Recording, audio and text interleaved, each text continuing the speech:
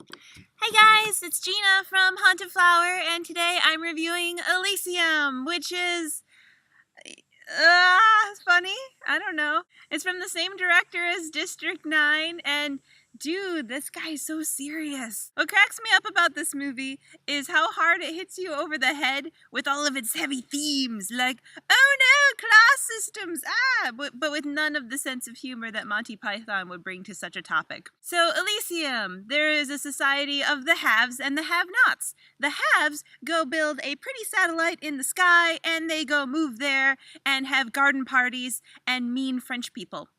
And back on planet Earth, which looks like it has suddenly become a whole bunch of skyscrapers made of those shipping containers, is crazy. Like, even if you watch Life After People, it never de-evolves to that. There are people in this movie using DOS. How is it in, like, I don't know, the year 2150-ish, whenever this movie's taking place, that suddenly DOS systems are available? Like, they went and dug these up somewhere? I don't even know if those are around now. Does anyone have DOS at home? Jodie Foster is a mean lady, and she lives on Elysium, and she is one of the leaders up there. She is apparently in charge of making sure that nobody poor comes to Elysium by shooting them out of the sky, because she's mean and apparently French. She's just a real jerk about it. And then when the president's like, hey, Jodie Foster, that's kind of mean to do that, she's like, I don't like him. I'm going to see if I can get him replaced. Huh? Meanwhile, you have Matt Damon on the Earth, and oh, his life is so hard, man. He grows up in the projects. Life is so hard. He can't better himself. You know, he's so eager to get to Elysium one day that he just takes shortcuts into a life of crime because he just doesn't know any better. Oh, and then he has trouble holding down a job, and the people at his job are so mean, man. They want him to risk his life. But, geez, it's not like he does anything to better his situation either. He decides it's a cool idea to be sarcastic with police robots, and he keeps getting beat the hell up. So after an on-the-job accident, he doesn't have much longer to live, so he decides, man, I gotta get to Elysium now. And they introduce a plot point where they're like, oh, dude, you look kind of weak because you're dying. We should give you, like, a partial robot suit, and we're just gonna screw these crazy metal things in all over your body. I'm not convinced there was ever a good reason for this idea.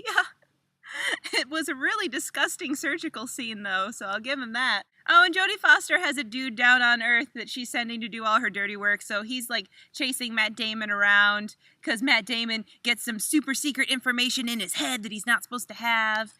And because, you know, your brain's a computer. Oh, yeah, and Matt Damon has a childhood girl that he's sweet on, who's grown up now and he really wants to get with, but he's really terrible at it, and she has a daughter who is dying, and she'd also like to get to Elysium, and she's like, will you please take my daughter? And he's like, no, I gotta go myself. And I'm like, whoa, selfish hero.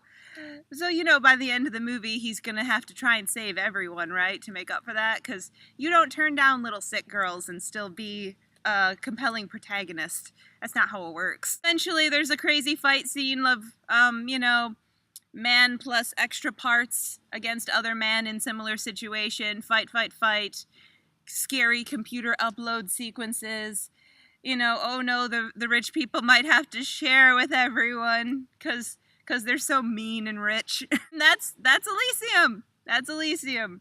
You know, the rich people and the poor people. And I wouldn't exactly call Matt Damon a Robin Hood in this at all.